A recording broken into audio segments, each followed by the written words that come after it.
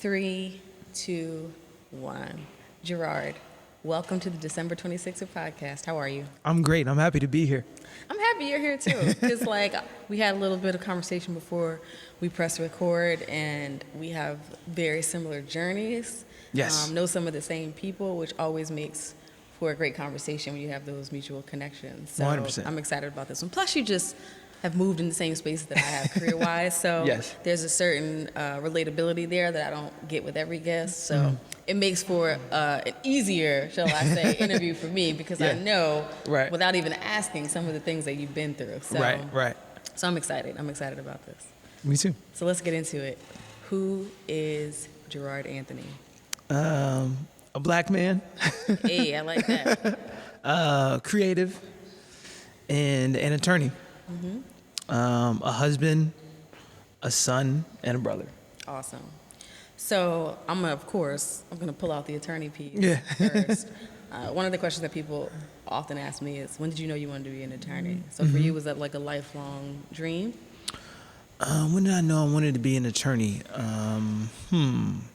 I read Johnny Cochran's book in college, and that was pretty motivating.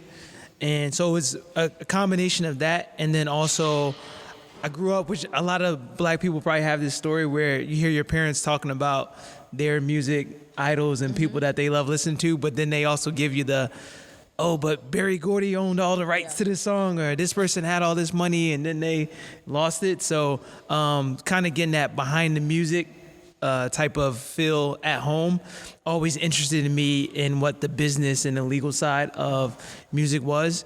And then when I went to law school, when we started learning about intellectual property, specifically trademark and copyright, that's when I realized I was like, oh, this is a great way to marry these things that I love, which is like not just music, but like the business side of music, which with the law as well too. So I was probably say really, probably about early college, I knew I wanted to go to law school, but I knew I wanted to be an entertainment lawyer and work in music about midway through law school.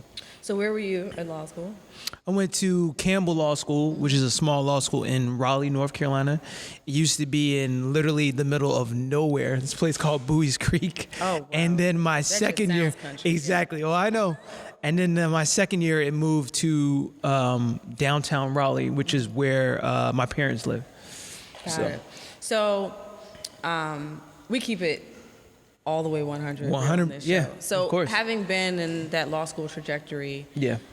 I know that people choose schools for the opportunities that that come after that. Yes. And while I've met lawyers from law schools all over who are incredible lawyers, there are snap judgments about Yes. where people went to school and whether they Yeah. know your school, Yeah. whether you're in top 20, They don't know my Tier school. 1, whatever. So coming out, right? And when you're Right. at the larger schools, that's where a lot of major firms flock for interviews. Like, Right. we all know about OCI and all that other stuff. Yep. But coming out of a smaller school, did you find it challenging to really launch your career in an effective way?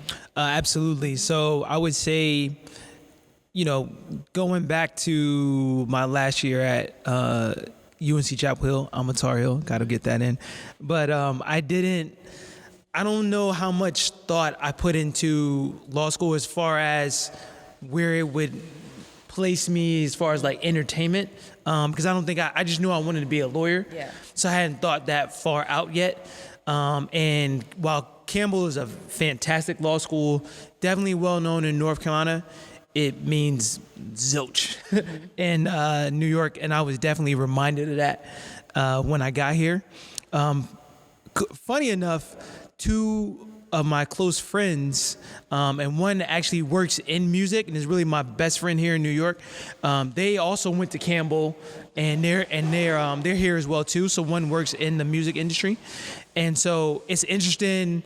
I kind of feel like we're the standard bearers for our school as far as the entertainment in the entertainment space. So I somewhat take pride in that. But as far as the difficulty, 100%. I mean, I had one attorney, an older attorney, tell me like, she's like, oh, like where is this school? Like you might want to go back to law school and get an LLM, or go to NYU, some school with some name recognition, and get an LLM. Which to me, I'm like, oh, and like more student loans. That just sounds crazy. But yeah, the name game is definitely part of I guess the dance that lawyers do when they meet each other.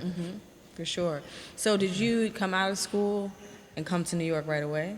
No, so I graduated law school. I started at a very small, really a patent firm, but it was an attorney who also did some trademark work and a little bit of copyright. So I did two internships there, and so when I finished law school, I was like, oh, well, she had offered me a position. So I went there. But after probably about 3 or 4 months, I knew I wanted to get into entertainment. And so that's when I started trying to transition into, what is my course to get into New York, and then coming to New York with a job. So it was a winding, bending road like most of us take. And then so about a year later, after passing the North Carolina bar, I moved to New Jersey, which is where all my extended family is in. And so I had a cousin of mine who was at a insurance broker, and he was saying, hey, I know you're looking for something in entertainment, but in the meantime, I know you just need to pay bills. We're looking for an attorney on the team. And so that's how I kind of got into some of the corporate stuff, which is where I started at.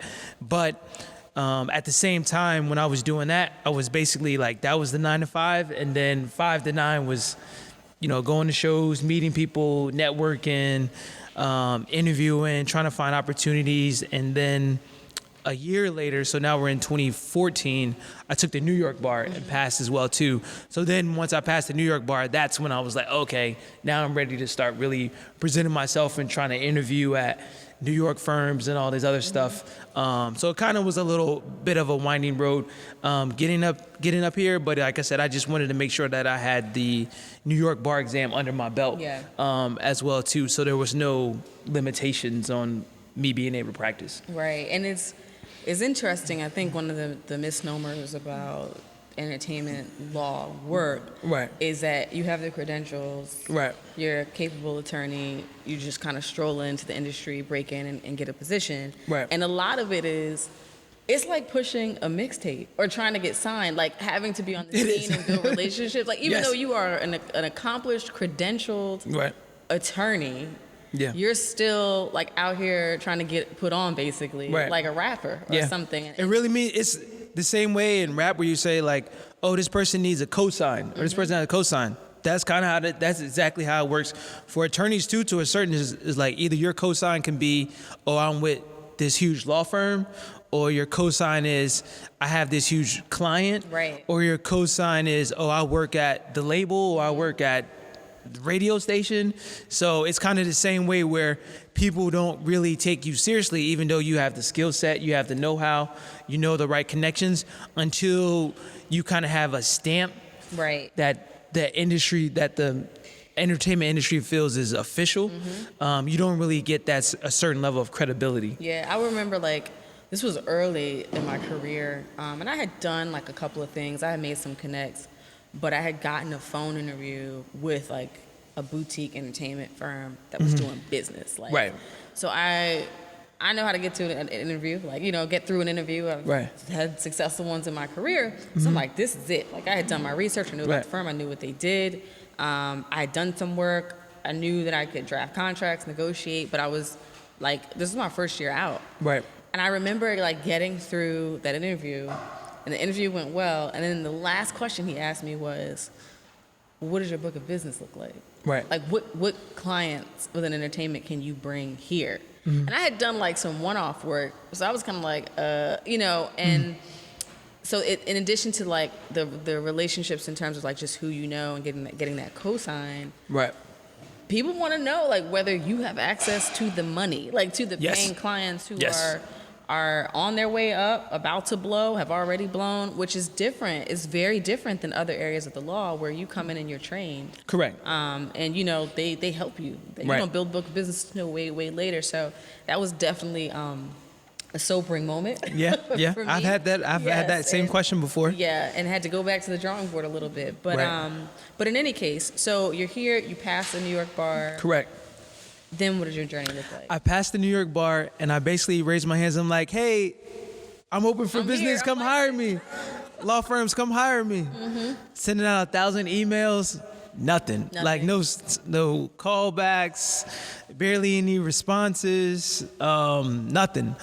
But what I did is we had a crazy snowstorm in February of 2015, and I remember I was at my now wife, then girlfriend's place in Bed-Stuy, and I said, you know what, I'm just gonna email every black entertainment attorney I can find on Google. And one of the first attorneys to email me back was this guy named Randall McMillan. Randall McMillan is now vice president of business development at BMI. And so, actually, let's just clarify, BMI is one of the performance rights organizations similar to ASCAP. And so he emails me back and it's like, hey, you know, I have my own firm. I'm not in a position to give you a position. You know, I'm not in a position to hire you, but I could also send you some work. I could train you and kind of mentor you in deals and how things go. So Randall worked at. He's a contemporary of, and I'm sure we'll get to this later in the interview, but he actually went to Cornell with Reggie Osei, who we all know as Combat Jack. And Randall was another entertainment attorney. He worked at labels for, I want to say, about 10 years. And then he struck out on his own. And so Randall kind of took me under his wing, explained a lot of deals to me, but then also he gave me a lot of kind of gems and some life lessons that I implement in my own practice. But the biggest one that he gave me, and I actually had lunch with him this past week, and I was like, man, if you wrote a song, like I will owe you so much publishing, because I've told so many people this story over. But I went to his office one day, and he had a bunch of names on the wall, maybe about 15 or 20 names on the wall. And I asked him, I said, hey, like, why do you have these? And I recognized it was like some artists, some business people. I recognized some of the names. I said, why do you have these names on the wall? And he said, I have these names on the wall because I want to remind myself that I need to stay in contact with these people. So I need to reach out to them either every 2 weeks, 3 weeks, check in once a month. And he said, the reason why I do that is because you'll find that in this business, you may speak to someone and you may have an ask of them, or they may have an ask of you, and they may not have something for you today. Right. But if you build a rapport and a relationship, eventually something will come across their desk. And if you're on the forefront of their mind, they'll say, oh, I was just talking to Gerard, and I know he was looking for something. And so I took that lesson home. I went home right above my computer. I started with maybe like 5 or 6 names. 6 names became like 20 names, became 40 names. And what I started to learn was just through following up with people and building a rapport, that eventually they start checking in with you and following up with you. And actually through that same practice, one of those people that was on that list was an attorney who's friends with a cousin of mine named Tamika Stembridge. Now, Tamika, who I know you know as well, when I moved to New York, she was working with Chris Lighty. And then after Chris Lighty's passing, she kind of took a step back from doing music. But unbeknownst to me, she was handling legal work for this festival named AfroPunk. I actually didn't know of AfroPunk Now it's at the like time. ubiquitous, but yeah. And so I actually had reached out to her because I was having a phone call with someone at Fox Rothschild, which is one of the big entertainment firms. And so I reached out to Tamika and I was like, hey, I'm going to have a phone call with this attorney from Fox Rothschild. Do you know her? I saw you guys connected on Facebook. And she was like, oh, yeah, I know her. She's a good person, blah, blah, blah. And then about 2 weeks later, she calls me back and she's like, hey, just want to let you know I'm getting ready to leave AfroPunk for this not-for-profit opportunity. Would you be interested in taking over for me? And I was like, yes. Say no more, fam. Say no more. And so, that Friday, I met with AfroPunk is basically run by 2 owners, Matthew Morgan, who's one of the original founders, and then also Jocelyn Cooper, who a lot of people know. She worked in the music industry on the label side for long time. So a lot of people know her in her pre-AfroPunk life as well too. But I met with Jocelyn, and she was like, you know, like your background coming from the insurance, doing the insurance thing, which at the time I thought had no bearing of anything like entertainment related. Right. But unbeknownst to me, insurance is probably the most part of having any type of major event. So that worked out well, and they said, hey, you know, we're gonna kind of throw you in the fire for the first event. This is now we're in April of 2016. So AfroPunk's big, large Brooklyn event, which is what they're most known for, is always the last weekend in August. And she said, hey, you know, we're going to kind of throw you in the fire for this one. And, you know, Tamika gave me a crash course, kind of got me up to speed. So went through, no issues. And then after that one, it was like, hey, you know, would you be interested in staying on for handling Atlanta as well, too? And I was like, absolutely. Right. So that's, you know, Atlanta 2016. And then when we got to the top of 2017, you know, they said, we're going to give you everything.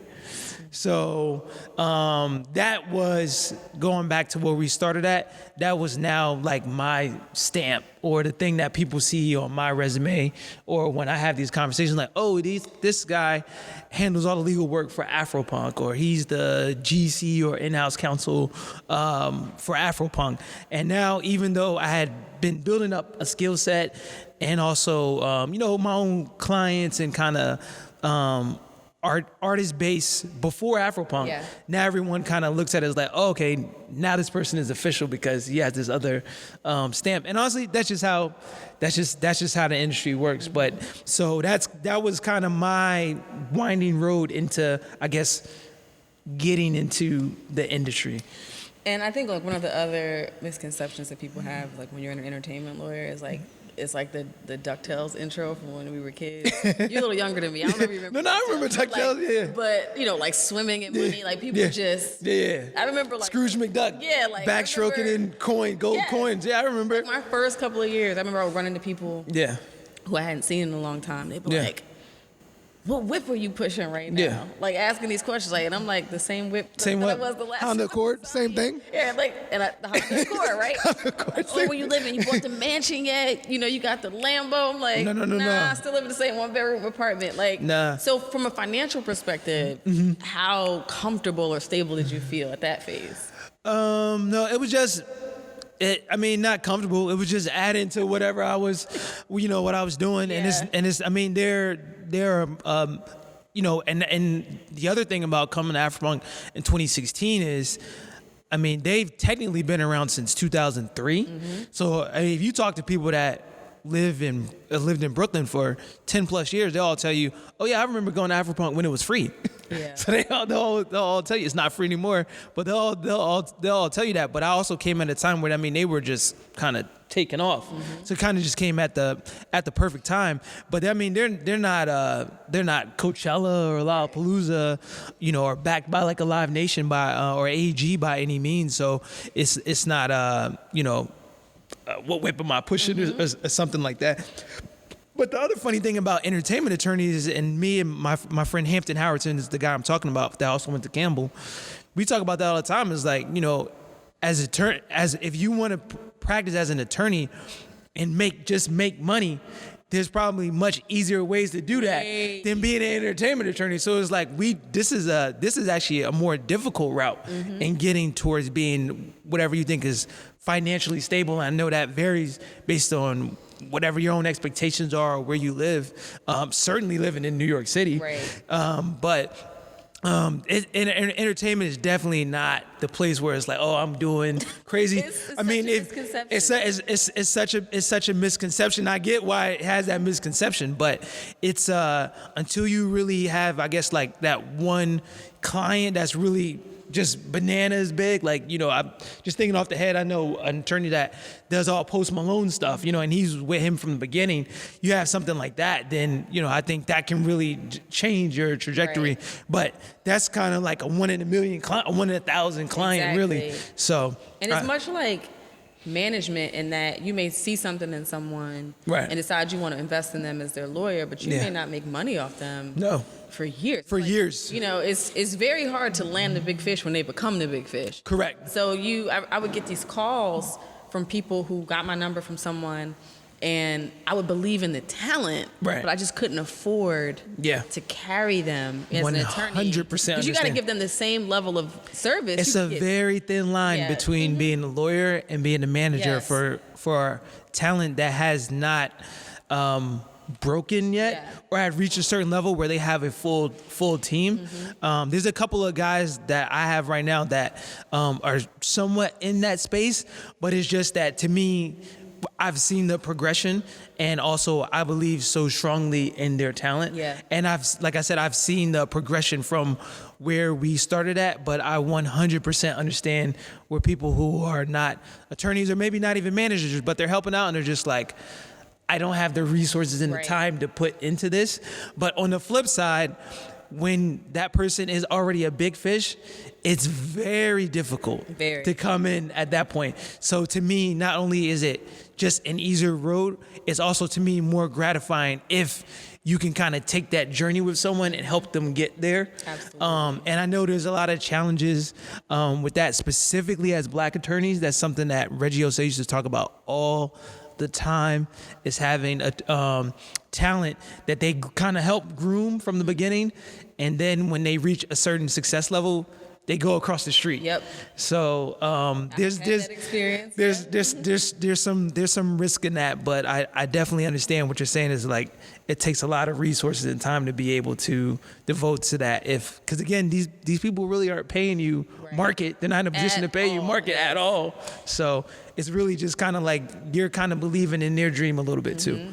Or they're paying you. I mean, I've been paid in cash with money like wrapped in a rubber band. I'm like, where did this come from exactly, right? It's just a whole like underbelly that people just don't.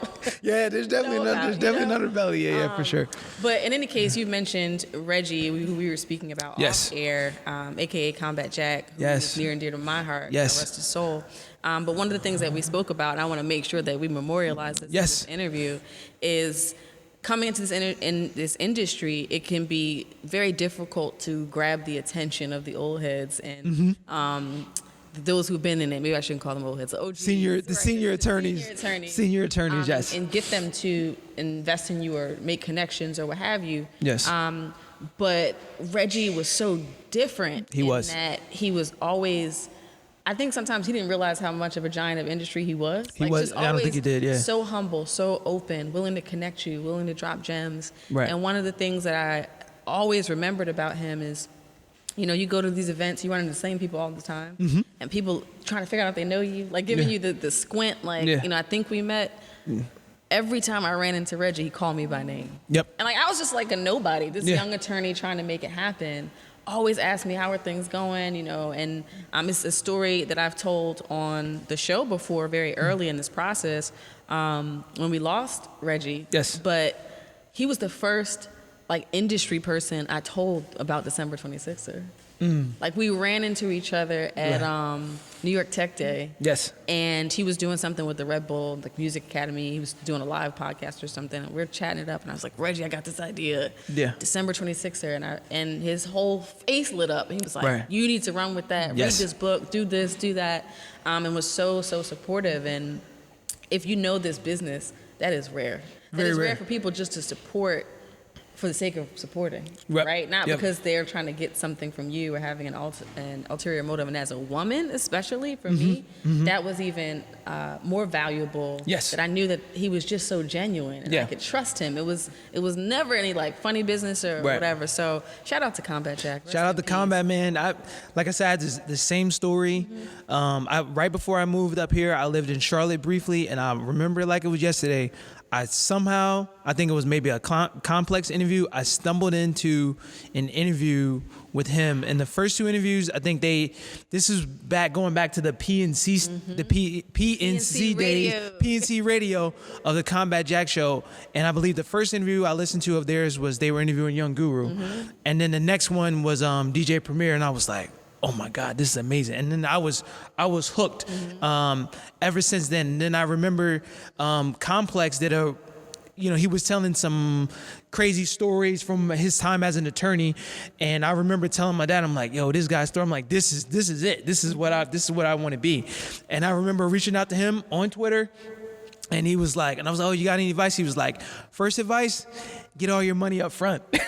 And I never best advice. I never forget that. And then he also tried to connect me with some of the attorneys that he put on. So when him and his late partner, rest in peace to Ed Woods as well, Osei and Woods, that was their firm. They had a number of attorneys that they kind of took under their wing, and now those guys are very large, and they're in that senior attorney group as well too. But he was always open. And then when I moved basically to New York, and this is when they used to have the bring your own blogger barbecue at Prospect Park. And I went there and I met him. I'll never forget, he introduced me to Just Blaze. And so like just seeing that the trajectory of that show taking off was just like, it felt like a win for me as well too. Right. But always humble, always down to earth, really wanted to see other people win, just a general, just great soul. And the one thing I would say too is Randall McMillan, who I mentioned, he's very much like that as well too. And so even though, you know, it can be hard getting those, engendering some of those relationships with some of the senior attorneys, I would say just one of those relationships cancels out 10,000 no's. Absolutely. Like all you need is one yes. Because once you get that code, again, the code. Exactly. So it's like all you need is one yes. So you could go through 10 million no's. And so that's kind of what I keep my focus on, even though I also understand that landscape. And so what I do is I just try to incorporate that. So when younger attorneys come to me with like advice, or people that are in law school or right out of law school, I always try to have that kind of like open door policy and kind of carry on that same spirit, which to me is also just kind of part of being a good person. Right. But like I said, I know specifically how hard it is for younger attorneys, and especially attorneys of color, trying to get ahead in this industry as well too. So I try to keep that same spirit alive as well too with combat. But like, man, you talk about a giant, even the legal stuff aside, but like the show. Yeah. So my mom is a huge fan of the show, and she will tell me all the time, listening, we were talking about Stephanie Mills last week, and Stephanie Mills was on the Breakfast Club, and my mom was like, oh, you know, Charlemagne and Angela Yee, they don't really, you know, she's like, Envy, I don't really even know about that, like the questions he asked. She was like, they don't really ask questions the way that Combat does. And I tell her all the time, I'm like, we never gonna get another guy that because in addition to him having the formal training as an attorney, he also is part of this culture, grew up in it, was born in the 60s, so he's seen the 70s, the 80s, like party during this time, so he knows the questions to ask. And I actually was talking to A. King, who was the executive producer at their holiday party this week, and we were talking about this, and I was like, man, like that void as far as just like the hip hop librarian, or like the hip hop historian, there's no one's really filling that void. Like no one's even close to that. But I think that he gave such a blueprint of how to do interviews and pull stuff out of people that if the same artist could go to somewhere else and you won't get that out of them. Exactly. And just like Reggie is the one who inspired us to do long form interviews, right? Because and you think there's not an appetite for it because we're in such like a microwave culture where it's like quick sound bites, everybody's attention spans are short. But if you're presenting a side of people and a level of vulnerability that nobody else is, people will listen. Yeah, people will listen. That was one thing when they were, because I remember when they were fighting that, and they were like, oh, do people want to sit through 2.5 hour interviews, or like they interviewed Chuck D for like 3 hours, but at the same time I'm like, how you gonna interview Chuck D for an hour? Right. Like I remember it wasn't I was teasing Combat because I think Ice Cube came, but they were doing the Straight Outta Compton promo. But I mean, he was on like a tight schedule, and usually they didn't like doing those, so the interview was only like 45 minutes, and I was like, yo, you gotta tell Cube, you gotta come back, man. Like this, you cannot interview people that have been doing anything for 20, 30 years and sit there and get everything out in like an hour. Exactly. So I 100% understand that. It's like, yeah, you sometimes like, and people will definitely tune in and listen. They will. 100%. If it's fluff filler content, nobody's paying attention for that long. But if you're really getting into the nitty gritty of somebody's journey, and there is that commonality piece and Combat would be making references to like Paradise Garage, like all this stuff I Yes. didn't even know as like Yeah. a youngin. Yeah. But My parents know about it because I wouldn't have asked them. exactly. So wouldn't I ask think them.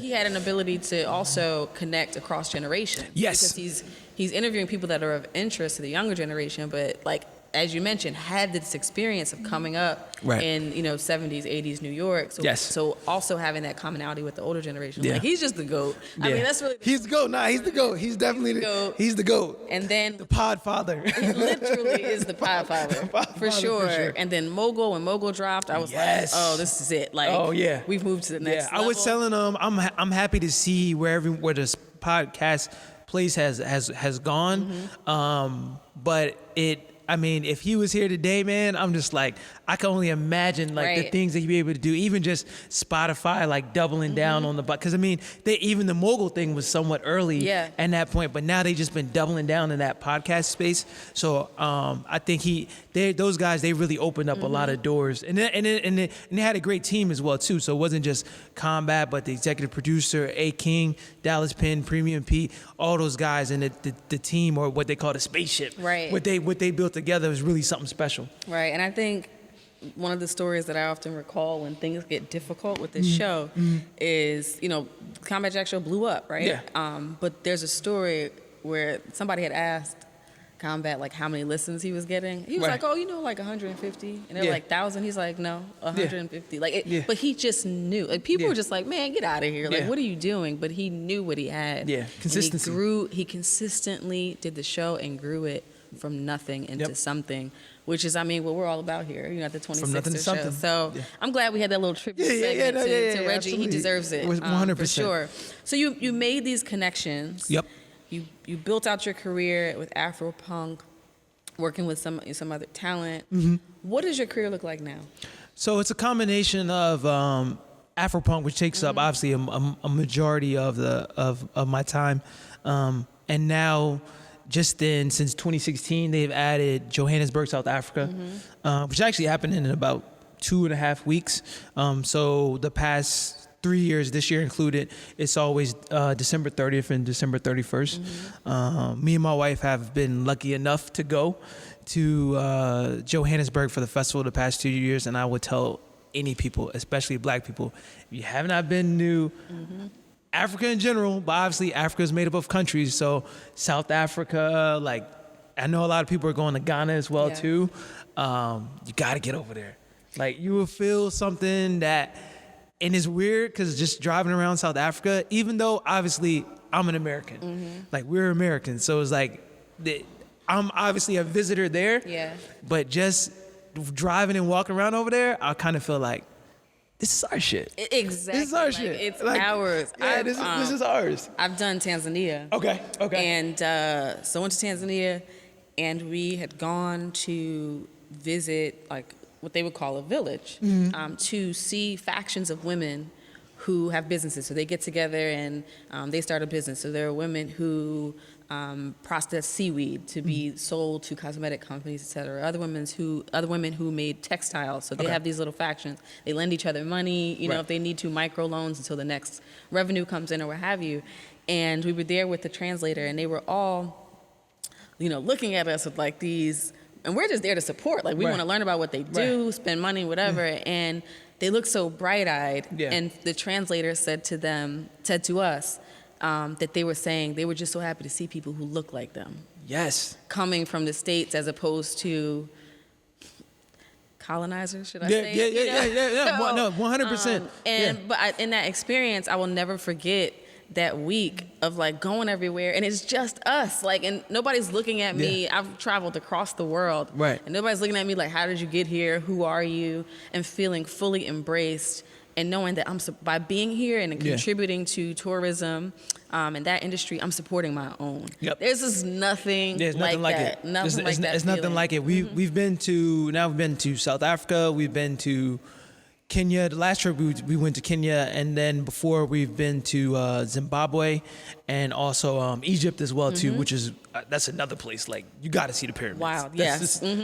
just- I know people had some concerns from like years back, but like it's completely fine. Like Right. it's safe. I mean, that was like breathtaking, but their tourism kind of hit took a dip after the Arab Spring. But it's just crazy going to see something that amazing, and there's like no lines. Like I'm just walking, like just walking in. But yeah, so it's really a special trip. But in that time, AfroPunk has added Johannesburg. Next year they're adding Brazil as well too.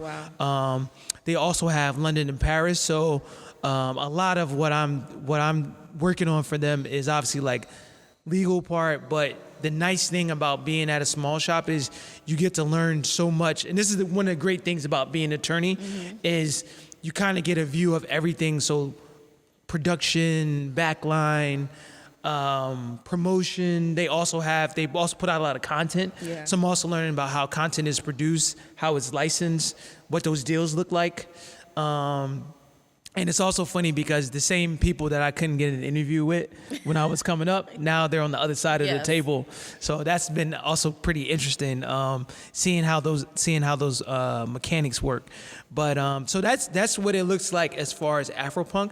But outside of that, I've just been building my own practice. It's a combination of small business owners, so people starting corporations, LLCs, not-for-profits. People looking to protect their trademark, and then also a lot of music industry work. So music artists, music producers, music managers.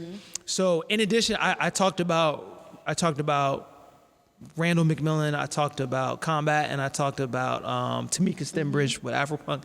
But also another interesting story was, so I moved to Harlem in March of 2013, and so my dad, his close friend was staying with my parents around the same time, and so I think I was talking to my dad, and my dad was talking to his friend. He's like, "Oh yeah, Gerard is working on being a music lawyer and doing the entertainment thing," and my dad's friend is like, "Oh, did you tell him about Craig?" And my dad's like, "Oh, yeah." I was like, "Well, he's heard stories about Craig, but I don't know like what Craig's been doing." So my dad's been telling me for years about this guy named Craig who worked in the music industry with them. And Craig started with Uptown when when Diddy was there. Yeah. Actually, but he was older at that point. So he's older than Diddy. But and then he went on to work for Clive Davis. I didn't know any of this stuff. I just heard we used to party with Craig, and Craig always had the hookup. And then so my dad's friend was like, "Oh, I'm gonna put you on the phone with Craig right now." So I call Craig. Get on the phone. He's like, "Oh, you're Mitchell's." He's like, "Oh, you're Mitchell's son." He's like, "Oh, you're an attorney." He's like, "Man, that's fantastic." He was like, when you get back to New York, because I think I was visiting at the time. He's like, "Oh, when you get back to New York," he was like, "Oh, we're gonna meet. You're gonna be my guy." So Craig has all these older. He's a music manager, comes from promotions, but now he has all these older R&B acts. So when the second time that I hung out with Craig, I was on the bus he was doing the TGT tour. So Tank, Genuine, Tyrese. I talked to Tyrese for an hour. Tyrese was just giving me game for an hour, and then now he has some like Dave Hollister. Raheem Devon, who's now a legal client of mine, came from Craig. So in addition to these other things that were going on, this whole time, Craig is basically "Oh, here's what a distribution deal looks like. Here's what a management deal looks like, or here's what I want in these. Here's what I want in these deal points, or here's the conversations that I have when I go up to the radio." So that was another relationship that was happening at the same time, and then it was just, as I progressed and kind of grew in my career, now it's I'm in this place with Craig, where Craig is just I'm gonna send it to G. G can he knows exactly what I need, and then also getting clients through him as well too, just through those relationships. So that was just another valuable relationship, and I gotta give Craig his props too, because again, as a younger attorney, it's very hard to get. Because he's basically the same age as the senior attorneys that we're talking about. So it's very hard to get those type of relationships when you're a young attorney. So I never take those for granted. And that's been helped me be able to kind of build out my practice. But the other thing that I've been working on this year was speaking more. I love speaking and going to conferences. But I had a conversation actually the same day I went to this conference in Las Vegas called X Live. It's all about live events. And one of the women who was on the panel, she does a lot of the programming for Coachella. And I was telling her what I do for AfroPunk, and she was saying, she's like, man, I can't believe you just described yourself as an attorney, because you do all this stuff that most of the attorneys that I know, that they don't even do 15 to 20% of this stuff. So, I mean, that's the production, the marketing, all that type of stuff. And I'm also on the city bar, the entertainment law committee for the New York City Bar as well, too. And some of those guys were telling me the same thing. And I thought about it, and I was like, you know what? I'm like, if there's a chance for me to help people build events, not just from a legal aspect of as well, it's like, so you come and you say, hey, I have this money, I want to produce this event. What do? I'm like, okay, well, I come, like, you know, what type of talent are you targeting? So I can help you with the booking. What type of production do you want to put on? I can help you with the production. Where do you want to promote? How do you want to promote? And then also with the ticketing, like how do you want to go about selling tickets? How many tickets do you want to sell? So these are all things that I've learned now just through being at a growing festival that's given me the ability to be able to learn these things from, I mean, and everyone there's fantastic. They really built out a fantastic team. And so I've been able to learn these things. So I'm like, oh, you know what? Now this is a value add that I can provide to clients beyond just legal work. And I think that's really been the focus for me this year, is just there's so much more than the contract, the four walls of the contract. And even the same thing for music. You know, I have a number of music producer clients who they've been getting some pretty good placements this year, but they're like, hey, I haven't gotten a check from the label yet, or I haven't got a publishing check yet. And it's just like, oh, there's no nefarious reason why you haven't been paid yet. It's just maybe they don't have your tax information yet, or they didn't receive the letter of direction yet, or the splits that were determined weren't signed off and sent in yet. So I've actually been doing a number of that, and it's been great, because now not only am I learning much more than I knew before about publishing, I'm able to provide a value add to the client. And I think it's even a higher value add, because now this is something where I'm basically like putting the check in your hand, which everyone loves that. Exactly. So, and I think just in this day and age of like a legal industry where there's like this race to the bottom, like with the access to internet and all of these like legal startups that are trying to provide service to people on demand, and you can just go in and have people bid. Not all. I think there are a lot of prospective clients that value what you bring to the table. But because of that, because of the way the industry has changed, when you're just a contract lawyer, it becomes this fight to keep your clients. Like, because it's like, oh, I found this guy, you know, who could he could do this, form the LLC or my loan out corporation for half of what you're charging or whatever. But when you bring all of these unique skills, which shows a value add beyond just typing in black and white on a contract on a computer, I think that's what also encourages people to go on the long haul with you. And also, let me just like say this, plug for lawyers around the world. Clients, I know you think you can go on Google and find a management contract or find something and just change the names. Just tweeted this 2 weeks ago. But you don't know what you don't know. You don't know what you don't know what you don't know. You don't know the context. Someone literally just asked me this about 3 weeks ago, and it was like, oh, what's the difference between hiring an attorney and then just using a template that I found on Google? And I said, well, I was like, you don't know. Well, for your own knowledge, you don't know how accurate the template is. I was like, 2, you don't know the context, so there may be some things that you need to change that may not fit your situation. And I was like, so it's really not advantageous to you to go that route.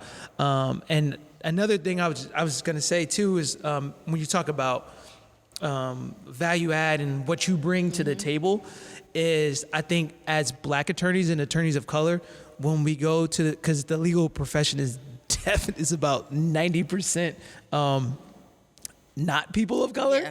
But I think particularly in music, especially if we're talking about hip hop, don't shy away from what you bring to the table. Because one thing that I've noticed at some of these firms where, again, it's not very diverse, is a lot of their fight is fighting to maintain their clients. But if you can I believe sometimes we're able to relate to the artist in a way that someone who doesn't come from the same background, the same perspective, they never could. Because honestly, at the end of the day, we can all figure out this publishing contract. Right. We can figure that out. That's just training. You do a couple of those, after a while, like you can figure that out. But that personal relationship, or how me and my wife were having a conversation this morning about, there was a trending topic about what it means to be like Black famous, and how a lot of white people were saying they didn't know who Frankie Beverly was.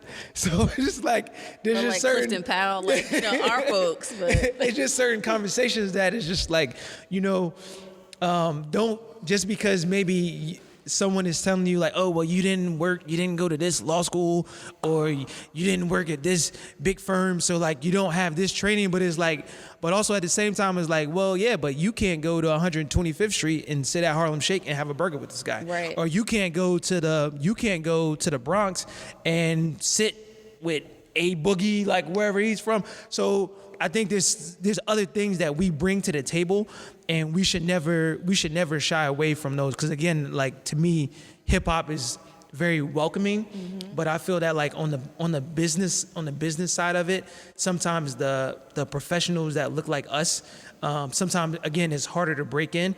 But I think we bring a unique skill set and a perspective that's value, in addition to obviously like your legal skills as well. Absolutely, and I think too. One of the things that I don't think I even appreciated until later in my career is when you've had to create your own lane and sort of break in and do it all and wear all those many hats, it changes your approach and your analytical skill set for the better as an attorney. Yes. So I sat across the table from attorneys who've been practicing 10, 15 years longer than me, who went white shoe law firm, in-house, whatever, then maybe struck out on their own or still in-house. And they don't have the savvy that you would think that they would have, because they're so used to like these prototypes, and basically they learn this way to do things, they follow the firm's way, what have you. But in an ever-changing landscape, just the way, if you want to take entertainment by itself, the way things have changed in terms of streaming, 360 deals. Gotta stay young. New media like podcasting, all those things. Right. There's not always going to be a blueprint. Nope. And not everybody has been in a career where they've had to really figure it out. Right. And they don't have the critical skill set. So sometimes when I would talk to other lawyers who were at the Scaddons or the Cravaths and what have you, I would kind of brace myself when they would ask, oh, where did you work? Like, where did you go? Where'd you come from? And I'm telling my story, which was wholly my choice. I made those choices. I wasn't forced to, but I made them. I used to be like, oh, here we go, right? Yeah. Now I wear it as a badge of honor. Me too. Because I know, like, I'm going to out-negotiate you. I know that just by virtue of how you're presenting yourself and the way that you approach matters. So now I think there needs to be more confidence in, especially for our folks, in the cultural connection, but in the grit that we have. And embracing our non-traditional experiences and how they contribute to our skill sets. Yeah, law firms are very, very conservative, probably in almost every aspect. And it's interesting because this is a conversation I was having with Randall, and I was like, it's interesting. It was like, law firms probably the only place where when I tell them about my journey and like what I do now, where I feel that it's not as appreciated. Whereas like, absolutely, if I go to like William Morris or like a booking agency, they're like, okay, yeah, this guy probably knows our contracts better than our own attorneys, because I seen them all day. And I probably speak to booking agents more than probably any other entity that I deal with at AfroPunk. So and even like the labels and people in other places, but it's very interesting to me that it's very much that like, hey, if you didn't come through this particular lane, then whatever you're doing is somewhat like devalued. Yes. And I would imagine it'd probably be that way even if you have like one of those like big clients or something like that. So it's a very like narrow view. But to me, the way that I look at that now is like, okay, well, you know what? I'm glad you have that narrow view, because now that just creates all this opportunity for me. So it was like, okay, if you guys just want to play over here and fight in this, and that's kind of what changed my perspective this year. It was like, well, you know what? Why am I fighting to play in this sandbox where it's like they don't even really want me in there, and I got to fight with everybody? Where it's like, okay, I'm over here doing something where there's not that many people like me anyway that are doing it or that have that type of skill set. Let me be like water and flow the path of least resistance and try to figure it out from that perspective. But yeah, that's one thing, because a lot of younger attorneys ask me, they're like, hey, should I go to big law or stuff like that? And to be completely honest, I mean, that was what I wanted. Right. That's what I wanted. So this is kind of just the path that ended up working for me. But now I also see, the pitfalls, and then also being part of the this network of Black attorneys in my sister's keeper and my brother's keeper. There's a lot of struggles there with men and women of color staying at these big law firms. Absolutely. And they usually burn out in about 2 to 3 years.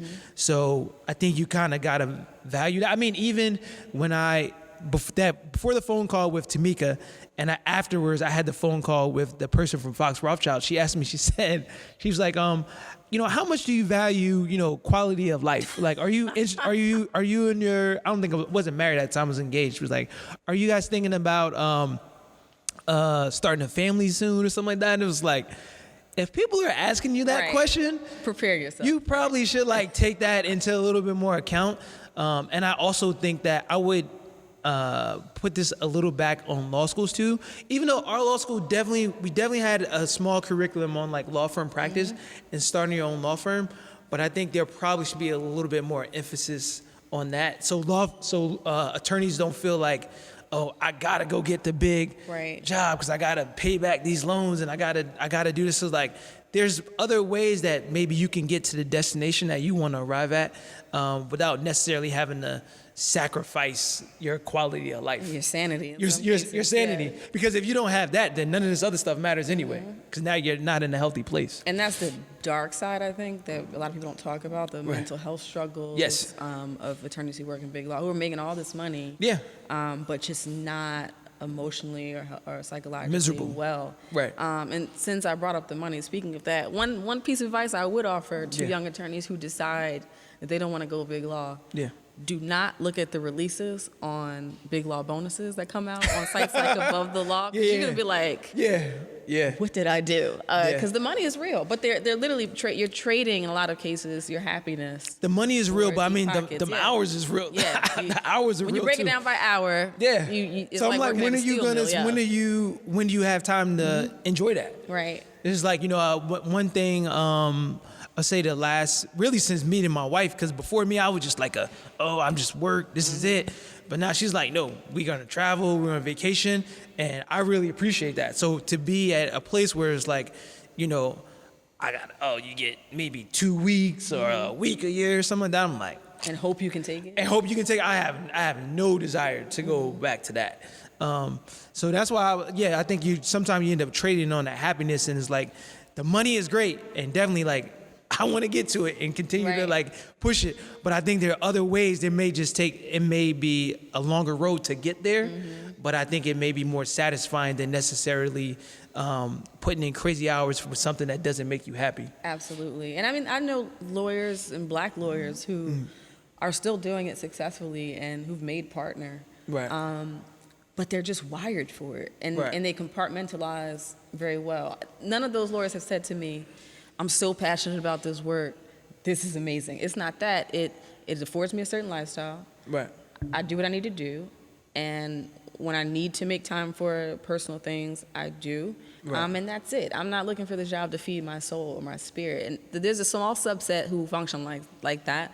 That's not me. Right. So I need a little bit more, more than that. But similar to what you were saying, I have young lawyers call me all the time and saying, I want to go this route. And it sounds cliche, but I always tell them, don't do it just for the money. Because one or two things are going to happen. You're going to flame out very early, or your lifestyle is going to rise to the level of your income, and then you're going to have the golden handcuffs and feel like you can't make because you built this entire life around this salary that's just insane, that is going to be very hard to match in other places. But I'm glad that you're highlighting that you can be successful on a non-traditional legal path, and also pick up skill sets that are helpful to your clients and helpful to your business Correct. along the way, because one of the things that we promote on the show is there's no one way to do anything. Nope. You know, we like to think the trajectory is just straight climb, Right. but there are twists and turns, but we're firm believers that every experience is pushing you towards what it is that you should be doing. So even like you mentioned that working for the insurance company seems like the farthest thing from entertainment, but a valuable set of valuable Right. acumen for what you do today. Correct. So all of it you can use for sure. Correct. So tell me about a time when you had to be extraordinary on an ordinary day. Yeah. He's told a story. He's told a story before, so I think I can say it. So, and it kind of connects to Reggie as well too. So about where are we now? I guess last summer, my dad was diagnosed with colon cancer, and so thankfully, it was still somewhat on the earlier side, and so last July, my family always does on my mom's side, we always do a family reunion with so her paternal and maternal side, and so there's always a family reunion to go to each year. And so he had the surgery where they removed basically like the tumor from his intestines last July. And so we go and do so he has the surgery, and I'm thinking that the tumor's out, it's all good. Right. Now we get back to eating healthy and so, and actually let me back up. So prior to Reggie's diagnosis, Combat had a lot of people on the show talking about a vegetarian lifestyle. And so prior to that, I had been basically just eating fish. So I cut the red meat and all that stuff out. And then a few months after me and my wife got married in September 2017, and a few months later, I was like, I'm just gonna try the whole vegetarian thing. And I had been sticking with it. And so when that happened with my dad, I was like, okay, you gotta switch some things up. And then so fast forward to, he had surgery, he's on the mend, but this is maybe a couple of days later, so he's still in the hospital. But it was just me and him there. My mom's working. And so the doctor comes in, and the doctor's like, the first oncologist comes in, or the assistant. She's like, oh, we have a plan. You may do some chemotherapy just to make sure that we got everything. And so I'm just like, okay, cool. She was real rosy. Then the actual oncologist comes in, and his mood was real serious. I was like, oh shit. And he's like, oh, where we found the tumor is close to the lymph nodes, which the lymph nodes are basically how it can travel. Yeah. So because we found it close to the lymph nodes, that so this is stage 3, which again, people just hear the stages and they're just so he was like, we want to do the chemotherapy to make sure that we got it all. And I'm saying it he was speaking as a doctor, but it just didn't feel very warm and real. Yeah. And so, but I just remember looking over at my dad, and he's a much bigger guy than me. He's probably 6'1", 220. And I look over at him, and I can see the weight on him. And he just lets it out. He's like, whew. And I'm just like, man, this is heavy. And then so talk to the doctor for a little bit. Then he leaves, and then it's just the two of us sitting in there. Yeah. And you could just kind of feel the weight in the room. And I'm just telling him yo, we're gonna get through this thing. We're gonna fight through it. We can make some changes. Obviously, it's good that they already got the tumor out of it. And then because I was getting ready to go back to New York, but then the day before, I was like, yo, everything that you're doing, other than obviously taking chemo, but I was like, everything you're doing, I'm doing. I was like, my dad's already bald, but I was like, if you had hair and you lost your hair, I was like, I would cut all my hair off. I was like, the same way that I'm asking you to eat is the same way that I'm eating. So that was July 2018. And then he went through 6 rounds of chemo, and then pretty much found out in March. So he's been cancer free. Wow. So that but that was, going through that and sitting in that room, I'm like, this is probably the toughest thing that that I can remember. But it was also special to me because I know that's what took Reggie away from us. Right. And so that was kind of it was kind of almost like a full circle type of thing. But then also on his show, because he promoted so much like healthy eating, like some of that kind of gets lost. I know Russell Simmons came on there, RZA did a show, but he had other people that came on the show and we're talking about these things. I'm like, oh, you know what? There's really something to this. And so like that's been a large part of, and that included my dad's side of the family as well too. Just healthy eating and impacting that. But that would definitely be the day, because I wasn't expecting to end up having like that conversation. Right. On that day, I just thought like, oh, we got the tumor out, we're good, keep rocking and rolling. But it was like, no, we got it out, but you still got to fight, because there's always a chance that something could come back. But we're gonna do these things to take all these steps to like lower the chances as much as possible. But I'm happy to report that Dad is A-OK. He was up in Brooklyn chilling last weekend. That's good news for sure. So it's all good. But yeah, that is definitely something that'll change your day. Absolutely. Yeah, for sure. And one of the things that I was talking about with a friend of mine the other day is being at the age where you recognize your elders' mortality. Yes. Like, I didn't think about that when I was 10 or 15. But now, you would see maybe somebody's parent died young, tragically for some reason. But at this age, seeing people that you've come up with in some way and you respect in some way have to face their mortality, even friends or peers, it changes how you live every day, and like what you value and what you invest in those relationships. And you learn to cherish, your parents, even when they get on your nerves or you don't agree or what have you. Yeah, for sure. Because, they're knowing that we're all not going to be here forever. Yeah, everyone's got a date. Everyone has a date. Everyone's got a date. So I'm glad to hear, though, that is doing well. Yeah, and honestly, I mean, I'm not because I don't like preaching about this type of stuff, but I think that also as younger people, you could also start making a couple like changes here and there to put you a little bit further ahead when you start getting up to 50s and 60s.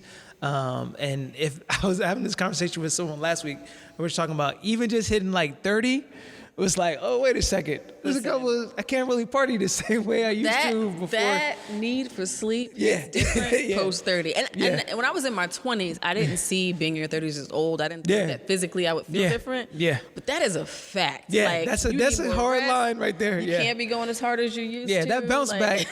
That bounce back is a little different. A little bit different. A little different. So I would definitely encourage everyone. It's like, you can still have fun, but it's just like you could make a couple changes here and there, Yeah, and also go get a physical. Oh, like, well, yeah. Do the wellness checks and get your blood work. And that's what I was saying. And one thing I'll say about my dad, he was like always on top of that stuff. This was really just like a freak accident. Like they tell men to get the colonoscopy when you're 50. And he had already had 2 of them. So it just came in between the time for the next one. So I would, that goes without saying. Like, and honestly, if you're working a job, and I guess this goes into a whole health insurance type of stuff. But a lot of these jobs, if you already have covered, they're already taking money out of your check for health insurance anyway, so you might as well use it because you're paying for it. Absolutely. So, and I definitely was one of those people that was like, primary care, like, I feel fine. Unless I'm sick, I don't see the need until I went to an integrative medicine kind of doctor. It was like an internist in the office, and an endocrinologist, nutritionist, and they did like a full workup and gave me a really full picture of what was happening. And I consider myself a person who eats relatively healthy and tries to take care of myself, tries to keep my body right. And they're like, "Oh, your A1C is a little high here." Yep, and that's exactly. Like, every week we get that. Yep. Yeah, it's like you're tracking, to be a diabetic at some point, or your cholesterol is a little bit high. What are you eating? And a lot of times we think because we're eating a lot of fish or we're making wise choices there, not realizing how things like the additives in vegetarian like replacements, it's still processed food, it's sodium, or the butter that you're using or things like that. That early detection for all of those things are important, Very important. to detect it now and be able to reverse and remediate before it's something you can't get rid of. And all those things that you're talking about, these are things that are beatable. Yep, exactly. Like we're not even talking about cancer. We're talking about like high blood pressure, diabetes, all this stuff that runs in like black families. Right. Like we've all heard this type of stuff. These are things that was like you can make some changes here and there, and like you said, monitor it, like getting that A1C checked. For guys, like the prostate exam and doing these things like earlier than even like the doctor, because that's another thing that I learned from my dad going through that process. Like doctors are great, but they're not really trained to be proactive. Right. Like that's not every doctor's thing is like being proactive. And even in the conversation that we had with his oncologist, and like when I'm reading like online and like hearing other like testimonies, I'm like, you know what, you could, like if you cut this red meat and this processed meat out, you'd be well ahead, instead of just like, oh, you can have it here and there. I'm like, no, how about we just not have it at all, or try to find like maybe a substitute. I don't really mess with substitutes, but it's just there's different things that you can do, but like you don't have to wait for like the doctor. You can be much more proactive about your health. Absolutely. So. Absolutely. So we totally went in a different I know, direction. But I mean, that's what this show is about. It's like a 360-degree wellness kind of experience. And if your physical body is not in the shape it needs to be in, you cannot use the face to achieve and manifest None of the other stuff dreams. matters. None of the other stuff matters. So I'm always about promoting that as well. And we're not, I've spoken to meat eaters on the show. I've spoken about my experience of trying to go vegan and then realizing with my blood type that I was that vegan stuff is hard. It's hard. Woo. I had to come. I took a class yesterday. At the gym. Black woman trainer, and we were talking afterwards, and she was saying that her husband is vegan, and he's like hardcore, like vegan, gluten free, and we were talking about. I'm like, man, it's hard, because it's like, I know for me personally, I like ice cream. So it was like, and I know that they do have vegan ice cream. They do have some substitutes, but it's just like one thing I'm like, man, if I'm just having it like here and there, I'm like, I don't know. I don't want to give that like. But let me let you in on a little secret, which you may know already. So I did the whole here and there. Like, let me just cut down on dairy. Yeah. What I did not know is that your body, when you cut down, your body stops producing the enzyme, lactase, to break down lactose. Yeah. So it probably gets harder every time you, I got you. Exactly. That makes a lot of sense. Then you become intolerant to dairy because you're not having it as much. So I'm not vegan, but I'm forced low dairy. Like I don't eat ice cream anymore. I do a lot of things, like anything that has heavy cream in it, whatever. There are things that I can do. Like I can still have cheese in like moderation, but I have to be very careful. So you start on that every once in a while, you're not gonna be able to. You get forced into and the no it's interesting because dairy. I hear so many black people say they're like lactose intolerant, but I guess and I think my dad is, and one of my brothers is, but I'm not.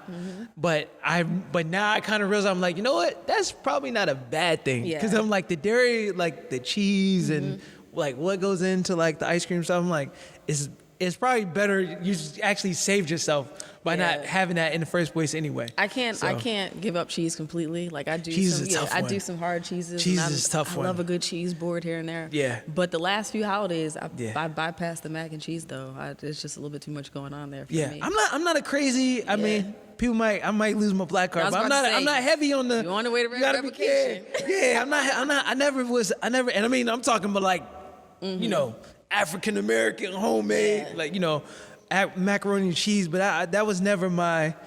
I'm not desserts. It's my. That's where the sweets, the sweet potato pies and all that. Banana pudding, that type of stuff. But the macaroni and cheese was never my thing. But the cheese is a tough one. It is. It's so tough that I've like done the research to figure out what are low lactose cheeses, which ones work better for me, and what amounts. Because every once in a while, like, I just need a slice of pizza or a brie or something. So and we're in the place with the best pizza. Exactly. We're in the best. I'm introducing my little brother to this. We were out 2 weeks ago. There's a place called Vinny's in Williamsburg. I was like, I think this is the best slice in the city. And he had that, but he's coming from he's 10 years younger than me. He's coming from Jersey.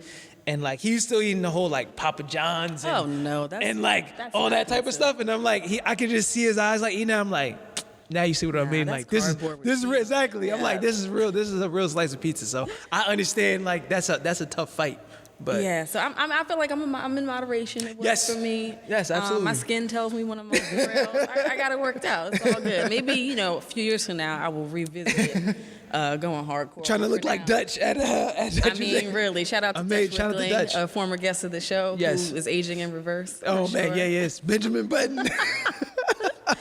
So going back to your career before we Yes. let you get out Yeah, of yeah. here, what do you think we can do to increase the respect and being valued as Black attorneys? Because I think there is still this perception that the best attorneys, let's just say it, are Rappers do this all the time, and I Jews, hate it. The Jewish people, they're the best attorneys, Yeah. whatever. And I heard it in my career. Yeah. I've even heard things like, we know the Jewish attorneys are the best, but I'm coming to you because I need a deal, like financially. I need Someone told you that? Yes. Someone Oh, who I'd had looks a like problem. you and me told me that. I'd have had a problem with that. So what can we do to really kind of change this misconception that we're less than or we're not A1? The white man's ice is colder. That's what Yeah. Combat used to say. Yeah. Honestly, I would say we control what we can control. Yeah. So really, it's about the perception in our own minds and whatever that self-love or self-hate means, where you think that I gotta go across the street to get a better deal, or they're gonna respect me if I come in with this guy's. Because if I'm fighting what this person who's not from my community that already thinks of me less than, to me is like, I'm not concerned about what you think of already. I'm concerned with the next attorney that's coming behind me, or so opening doors so the person that's coming behind me doesn't have the same fight or the same struggles. So I'm all about focusing on like our community and what we can control, because really I feel like if we build what we can, like we got everything that we need. Like obviously you have to do business with everyone, but we should be able to control that narrative. And so it's like, so if like in that instance where you like, yeah, that client was like, do you understand what you're actually saying? Right. So it was like when you see Beyonce's team walks in, and her whole team looks like what it looked like at Beachella. Like, what does that economy look like? What does that mean? So if you're coming to me and you're saying like, oh well, I got to go to these attorneys that look like this to get a better deal. Do you understand that like you're actually presenting a different narrative than this like pro-Black agenda that we're talking about? And a lot of artists, they've been talking about this even from, I was a huge fan of Nipsey Hussle. And I like that his sense of community and consciousness and what people are talking about, but I'm like, but that extends to everything. It's not just Right. who's on the mic or who's in front of the camera, but it's also who's behind it as well. So from the business side, so it's like, okay, what does your accountant look like? What is your what does your lawyer look like? What is your manager? What is your agent? What does your agent look like? That's something I see. I go into these agencies; they're not very diverse. Right. So I think, and again, actually, shout out to Jaya Thomas. This is a conversation that she's been talking about. She has a platform called Diverse Representation, which is all about promoting Black attorneys, Black publicists, Black agents in the industry. And so it was like, there's people that have been doing this for years at the highest levels. And so it's really about changing the perception in people's mind. But again, like I said, I still, not as much today, but I mean, I don't even know if like Jay-Z has some of those lines. I don't know if he would say that today, but I think it really starts within our own community, because it's just like, I don't think we should be expending the energy to try to fight Absolutely. these people that already think that like we're less than, or I'm like, no, we need to control the narrative that we have in our own community, and showing like sense of value. Because the reality to what that person told you about like, oh well, if I go across the street, I can get the deal. But the flip side of that is, what happens when you don't have that deal? Right. Is that person still gonna pick up your phone call? Is that person still gonna be able to like take time to meet up with you? Or because the entertainment industry is going to ebb and flow. So if you got somebody that's going to be with you through the ebb and the flows, and not just when it's flowing, I think those relationships, being able to build those type of relationships, I think that's something that's going to transcend, you know, what my attorney looks like, or having to feel like I need to have my attorney look a certain way. So I'm just like, you shouldn't buy into that at all. I think that's a good place to end on.